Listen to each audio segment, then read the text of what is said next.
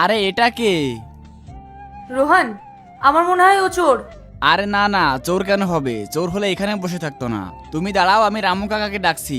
রামু কাকা, রামু কাকা বাইরে এসো। আসছি মালিক। বাবু বলুন। প্রথমে তুমি আমাকে এটা বলো যে এটা কে, আর একে ভেতরে আসার পারমিশন কে দিল? আমার মেয়ে বাবু। তোমার মেয়ে? কিন্তু তোমার মেয়ে এখানে কি করছে? বাবু, আমি ওকে গ্রাম থেকে নিয়ে এসেছি। আসলে ও সরকারি চাকরির পরীক্ষা দিচ্ছে তো। আর গ্রামে তো কারেন্ট নেই, এখানে 24 ঘন্টা কারেন্ট আছে। আর 2-4 দিন পরেই ওর পরীক্ষা আছে এখানে।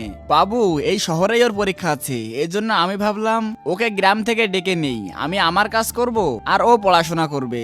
বাবু, আমার খুব ভুল হয়ে গেছে, আমি আপনাকে জিজ্ঞাসা না করেই ওকে নিয়ে চলে এসেছি। আপনি যদি বলেন আমি ওকে গ্রামে পাঠিয়ে দিই। ঈশিতামা, তুই যা, তুই গ্রামে ফিরে যা। দাঁড়াও, তোমার কোথাও যাওয়ার দরকার নেই। কাকা, আমি জানতাম না যে এটা আপনার মেয়ে। আপনার ওকে কোথাও পাঠাবার দরকার নেই, ও এখানেই ভালোভাবে থাকতে পারবে।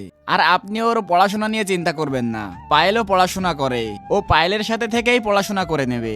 আপনাকে অনেক ধন্যবাদ বাবু, আপনার এই ঋণ আমি কোনোদিন শোধ করতে পারবো না। আরে না না কাকা, এতে উপকারের কি আছে? আপনি এত বছর ধরে আমাদের বাড়িতে কাজ করছেন, আপনার জন্য তো আমরা এটুকু করতেই পারি। কিন্তু হ্যাঁ, যখন আপনার মেয়ে পাশ করে যাবে তখন কিন্তু আমাদের মিষ্টি খাওয়াতে ভুলবেন না।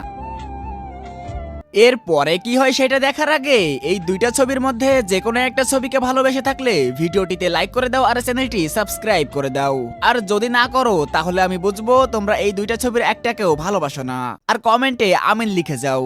বসো ওখানে আর বলো পড়াশোনা কেমন চলছে। ভালো চলছে। যদি কিছু জিজ্ঞেস করার দরকার থাকে তাহলে পায়েলের কাছ থেকে জেনে নিও। আপনাদের অনেক অনেক ধন্যবাদ। ঠিক আছে, কোনো ব্যাপার না। কিছুদিন পর। বাবু, আপনার জন্য মিষ্টি। মিষ্টি? কিন্তু কোন খুশিতে? আপনি বলেছিলেন না মেয়ে পাশ করলে মিষ্টি নিয়ে আসতে, তাই নিয়ে এসেছি। আর এরপরে কি হয় পার্ট 2 দেখতে চাইলে কমেন্ট করো।